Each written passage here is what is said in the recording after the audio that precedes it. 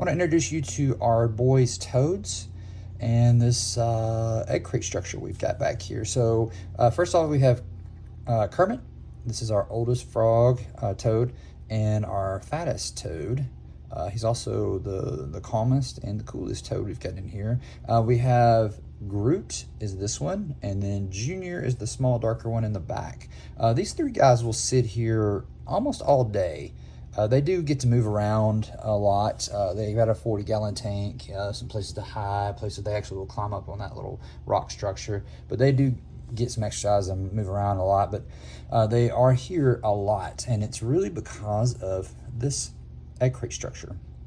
So when we order the crickets from Josh's Frogs, they come very alive. I'm very impressed that almost all of them are alive. There may be one dead one out of 250, which is pretty impressive to be shipped here.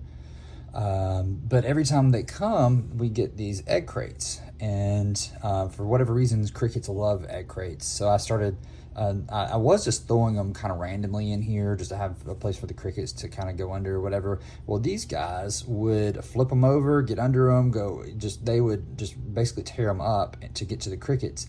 And you can see how fat Kermit is already.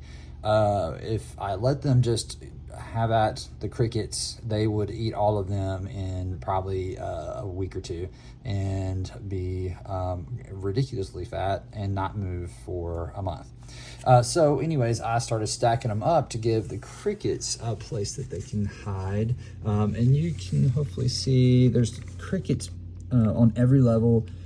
Just kind of under here hiding. That's where they live. The frogs stay here all day waiting for one to come out, which they have to come out to get water, and their food sources over here by where Junior is at. So they do have to come out in order to stay hydrated and eat, but most of the time they're in this crate. The other reason that I did it was also so that they be protected and hopefully reproduce. That was my whole goal, was to have the crickets reproduce and have a sustainable food source for the frogs. And I was told by several people that it just isn't possible. You can't put 250 crickets in a frog enclosure, for one. And then also that they are not going to reproduce in a frog enclosure. And I was skeptical and did not want to have a separate box or aquarium or anything for just crickets.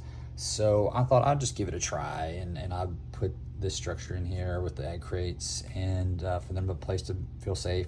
Well, anyways, I came in the other day to change out the frogs' water, which it's a little dirty. Junior was in there and got stuff all in it. But I went to clean this bowl and I moved it, and under here you can see those little white specks that are moving around. They are baby crickets. These little white ones are the littlest ones. So I think there was maybe a couple of different batches in here, but you can see hopefully there are some darker ones. There's one right there. The darker ones are the bigger ones. A lot of them have moved out, but there were hundreds under here the other day. I mean, the ground was moving. I thought, God, do we have a bug infestation? What is going on? And then I started kind of getting closer to them and got one on my finger and was examining it and realized that those things are crickets. But there are literally hundreds of them. Some of them have moved out from under here that have already gotten bigger and have moved under the egg crates with the bigger ones. I've noticed the other day there were several under there. But it was pretty awesome to see these guys moving around. My wife was not as impressed. She thought it was disgusting, but I think it's pretty cool. And I'm very excited to see if these things will get bigger and grow to be full-size crickets, and then if they will just continue to reproduce and the frogs will just continue to get fed.